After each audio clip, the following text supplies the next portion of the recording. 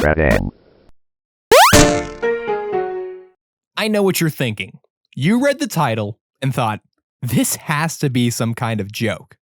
What could this guy possibly be talking about? But just hear me out, okay?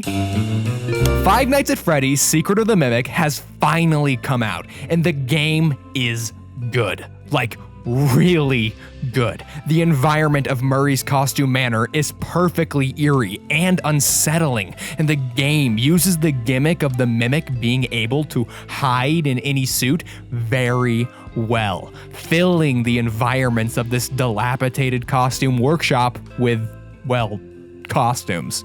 Creates this feeling of dread, even when doing simple things like going from one room to another, because you have no idea if the mimic could be hiding in any one of these costumes. There were many times I was simply walking back to the hub office and allowed myself to feel too safe in the room I was in, something that would punish me when I found myself face to face with the mimic. The way the factory gets progressively more destroyed as the night goes on is a fun touch, a dilapidation that begins as soon as you encounter your first boss, Jackie.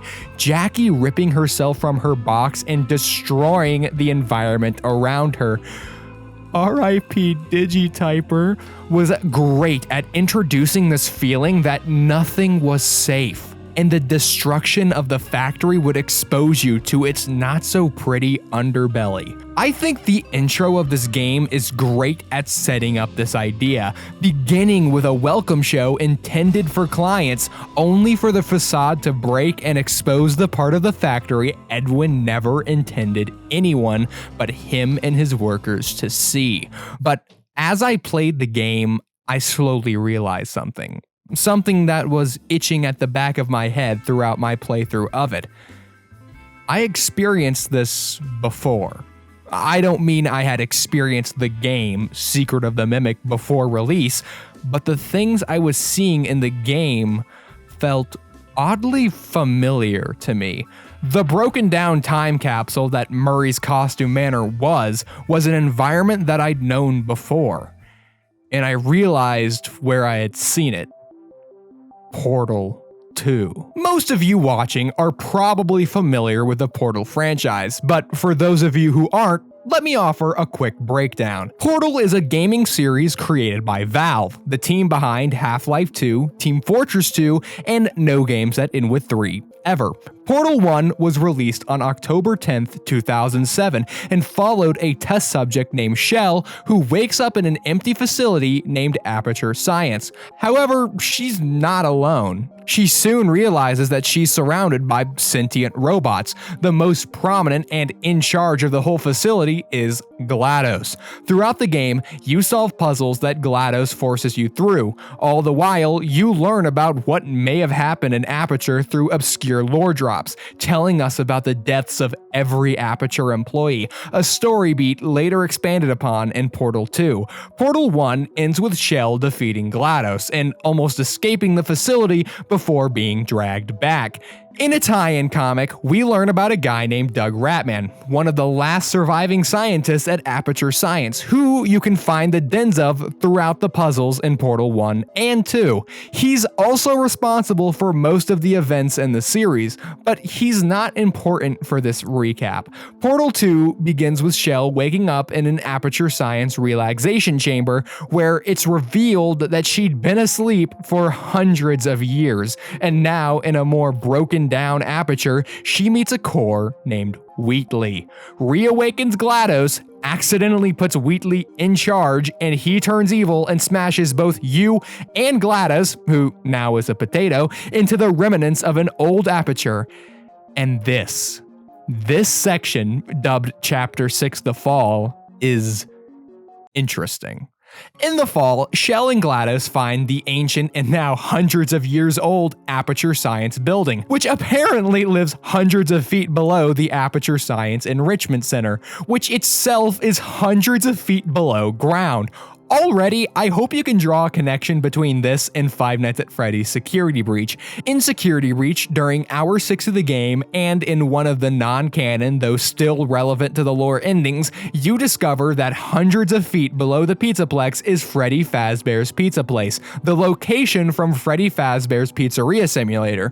But even further below this, and some may disagree with me here, lies the ruined remains of Murray's Costume Manor. This idea alone feels ripped straight from this section of Portal. When you first enter the factory, you're greeted by a welcome show that introduces potential investors into the world of Murray's inventions. Of course, something breaks, and you are sent straight into the underbelly of the establishment. Murray's Costume Manor and Old Aperture share a feeling described as canopsia, when you see a place that is usually filled with people, but for whatever reason, isn't. The empty hallways of Murray's Costume Manor, filled with the fake life of mascot suits and carnival decorations that line the tons of boxes never to be picked up or used again. This aligns with the equally empty Aperture Science. No life, no one to look over testing, and in both locations, your only companion is the voice of someone from the past, someone who left long ago.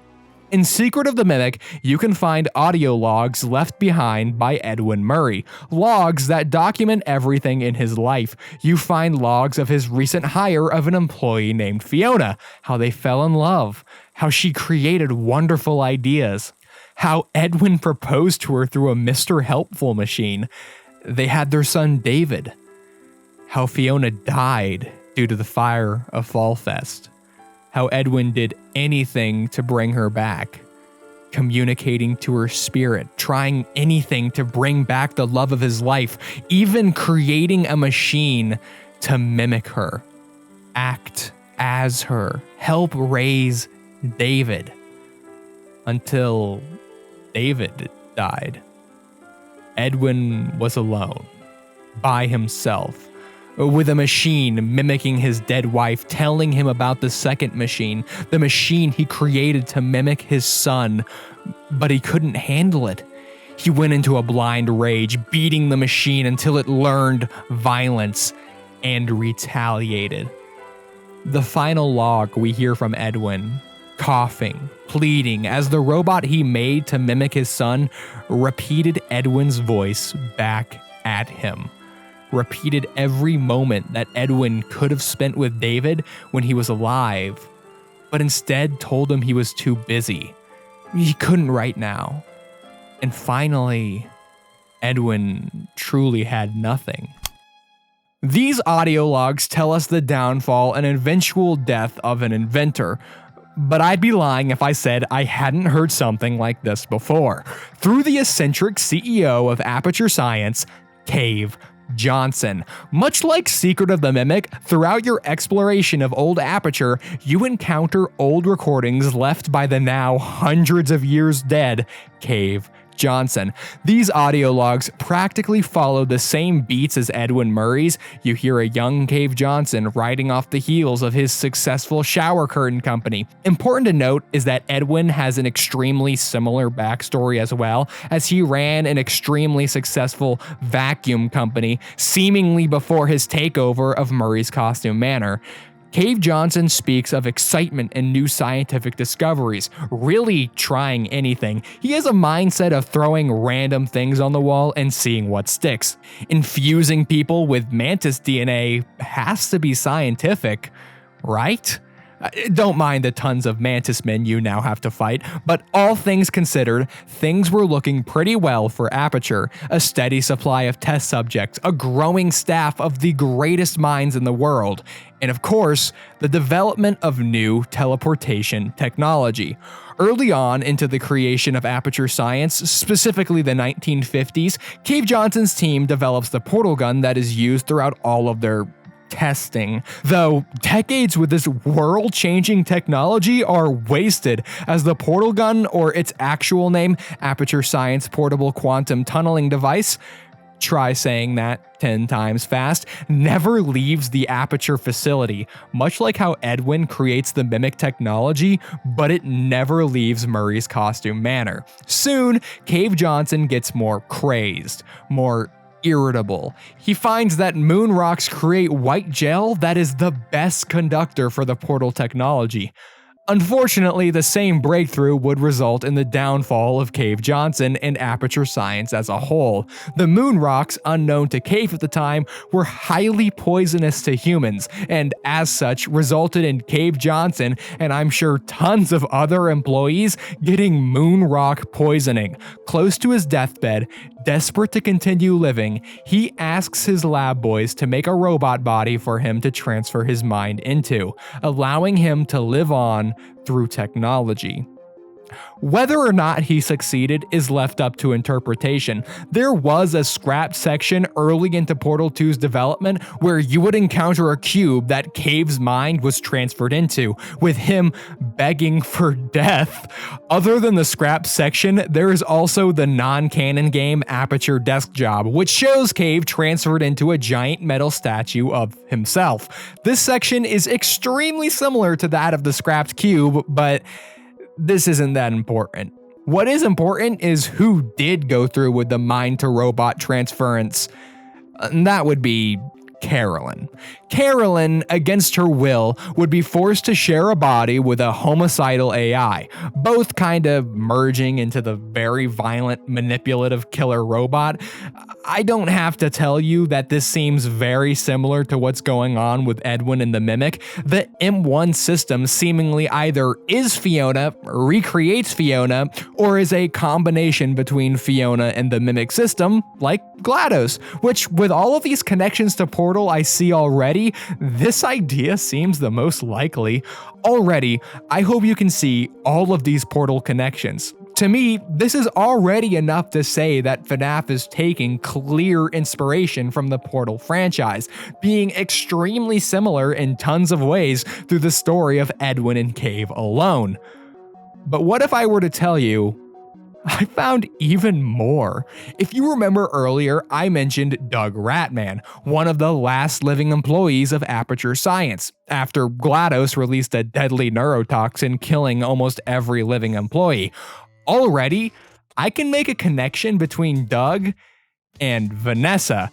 Just hear me out. In Security Breach, there is the character of Vanessa, who has an evil alter ego by the name of Vanny, which we can kind of make a connection between Vanny and Vanessa's relationship with Carolyn and GLaDOS's, but for now, let's look at the two as Vanessa being Ratman and Vanny being GLaDOS.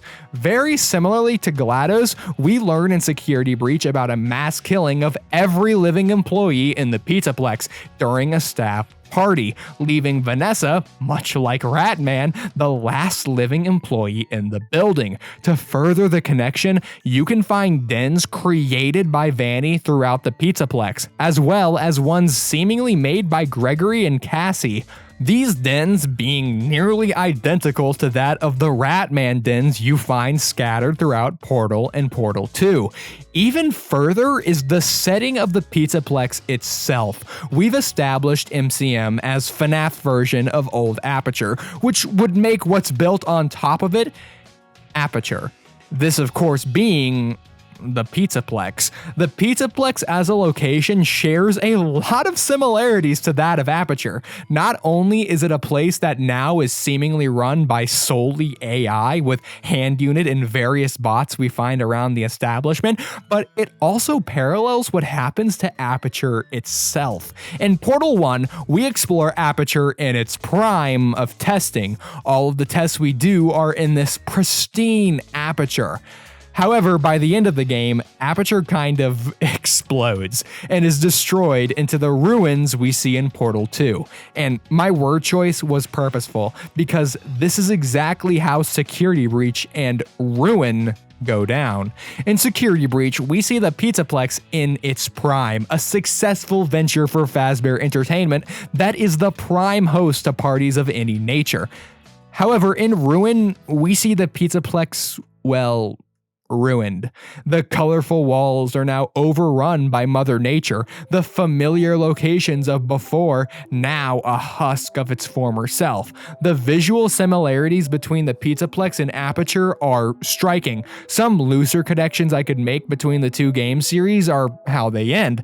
Portal 2 ends with Shell taking an elevator up to the surface where she is finally free from Aperture, her new life in the real world now seeming uncertain, while Ruin ends with Cassie's elevator breaking, plunging her deeper into the Pizzaplex where the fate of this encounter is left uncertain. Another strange connection between the two is the introduction of the character Dolly. In Secret of the Mimic, Edwin introduces Dolly and asks her to say hi to the crowd, which she does by saying, "Hello, Dolly." This could be a reference to the movie by the same name, Hello, Dolly, but it could also be a reference to Portal 2, where Cave tells Carolyn to say goodbye, to which she replies with "Goodbye, Carolyn." Even stranger is that Cave calls her a doll afterwards, exactly what Dolly is based on. I also want to mention the moon in Secret of the Mimic as well. In the game, we learn about the moon costume being a costume that a person, not an endoskeleton, has to wear. We also learn about an MCM employee being trapped under the facility. Putting the two together seems to conjure the idea that Moon is the missing employee, the last living employee of MCM, another connection to that of Ratman. There are some other connections between the two I could make. Both series use dark humor heavily throughout your exploration of the facilities, but those connections are not as deep. This video isn't me trying to say that they share the same universe or anything like that, but the two series seem to have such clear and obvious connections, it seems impossible to ignore. I think Portal could be important to understanding the modern era of FNAF, as I believe even more plot points of Portal may eventually get used in FNAF once again. It's only a matter of time till that happens.